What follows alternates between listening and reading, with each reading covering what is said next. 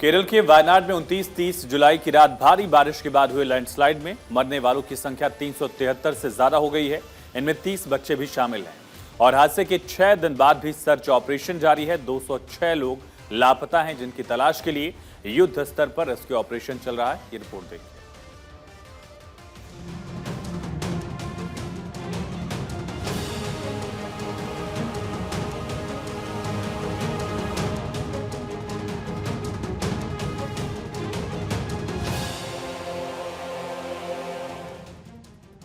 वायनाड में आई तबाही के चलते हर तरफ मलबा फैला हुआ है।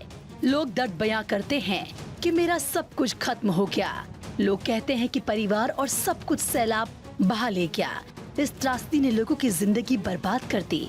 खून पसीने की कमाई, आशाना सब मलबे के नीचे दफन हो गया।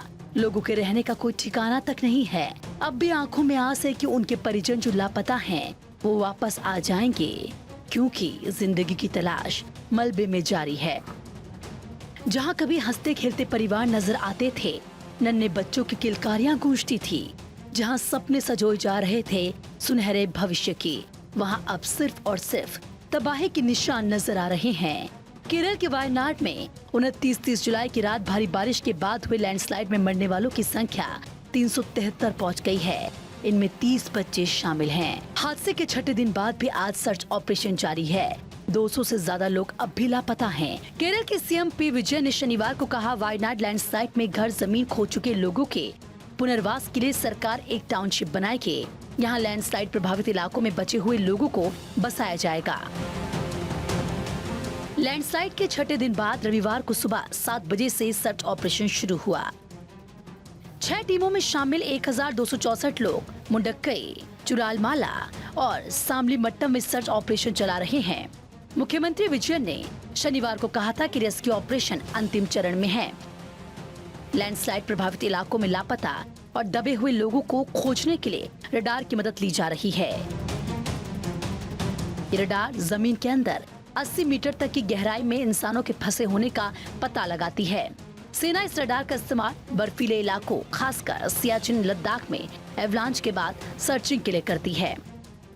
तो वहीं वायनाड लैंडस्लाइड के चौथे दिन शुक्रवार को एक अच्छी खबर सामने आई। वन अधिकारियों ने 8 घंटे के ऑपरेशन में एक दूर दराज आदिवासी इलाके से 4 बच्चों समेत 6 लोगों का रेस्क्यू किया।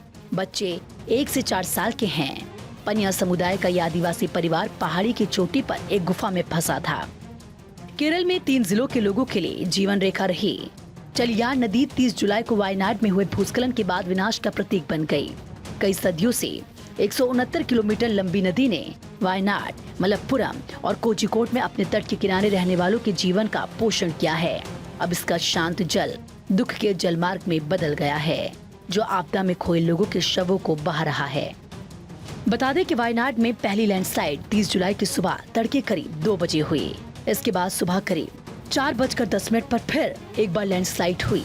इसके साथ ही तीसरी बार फिर लैंडस्लाइड हुई। लैंडस्लाइड में वायनाड के 4 गांव मलबे के ढेर में तब्दील हो गए, जिनमें से लोगों को निकालने के लिए लगातार रेस्क्यू ऑपरेशन चलाया जा रहा है। रेस्क्यू ऑपरेशन की प्रगति के साथ मरने वालों का आंकड़ा भी लगातार बढ़ता जा रहा है। Bureau report, Bharat 24।